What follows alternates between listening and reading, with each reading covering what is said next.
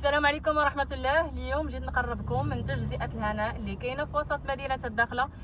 بالضبط غنبدا لكم الجولة من الشارع محمد فاضل السملالي مباشرة إلى أوتيل بوردينغ. فكما كتلاحظوا معايا هذا هو أوتيل بوردينغ. حنا غنمشيو على هذا المسار إن شاء الله مباشرة لتجزئة الهناء.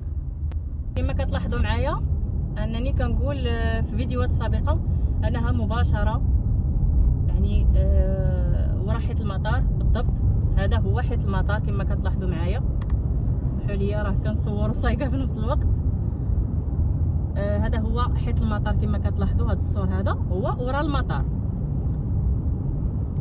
وهنا النهضه واحد. هنا فين كاينين البقع المجهزه والمحفظه اللي ابتداء من 40 مليون للقطعه الارضيه ذات واجهه وحده سكنيه، باش الناس يكونوا عارفين بان هاد التجزئه كما قلت لكم راها جات وسط المدينه، يعني وسط مدينه الداخله، ما جاتش مجنبه كما كتلاحظوا معايا. المهم كنحاول انني نسربي على قبل الوقت ديال الفيديو. وهنا جات هاد التجزئه قريبه جدا يعني من الوسط ديال المدينه. كتلاحظوا معايا هنا تجزئه المخازنيه على اليسار عندنا مجهزه، وحداها مباشرة تجزئة الهناء. هذه هي تجزئة الهناء، هذه اللي كتشوفوا معايا الآن على اليسار. هنا فين كاينة تجزئة الهناء. غادي نبلاصي باش نعطيكم بعض المعلومات. كما كتلاحظوا معايا هذه هي التجزئة ديال الهناء، يعني كاينة وراها تجزئة ديال المنظر الجميل اللي العقار فيها أيضا محفظ ومجهز ابتداء من 30 مليون. وهنا في الجانب ديالها هاد التجزئة ديال المخازنية كما شفتوا. كذلك كاينه واحد التجزئه اخرى ديال النور. تبارك الله، يعني السكني فيها راه واصل ابتداء من 34 مليون وبدون تحفيظ، يعني غير محفظه، وابتداء من 34 مليون، في حين انها في الجانب ديال هذه التجزئه كما كتلاحظوا معايا.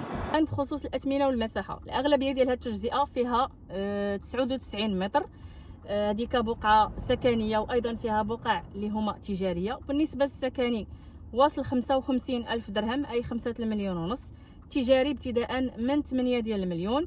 أما البقع اللي مطلة على البحر الأطلسي المساحة ديالها 240 متر مباشرة على شارع 30 أو كذلك 50، ثمن ابتداء من 45 مليون.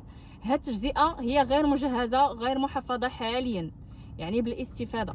والناس اللي كتشكك في الاستفادة وطريقة التوثيق سواء عدلي أو عند الموثق، فنبغي نبلغكم بان هاد يعني مدينه الداخله بشكل عام 100% ماشي 99، جميع العقارات بمدينه الداخله على هذا المنوال. اللي بغى يستغل الفرصه مرحبا، واللي بغى يشري تيتر مرحبا، راه من 30 مليون. وبالنسبه بين قوسين المتنمرين اراكم باذن الله بعد التجهيز ان شاء الله.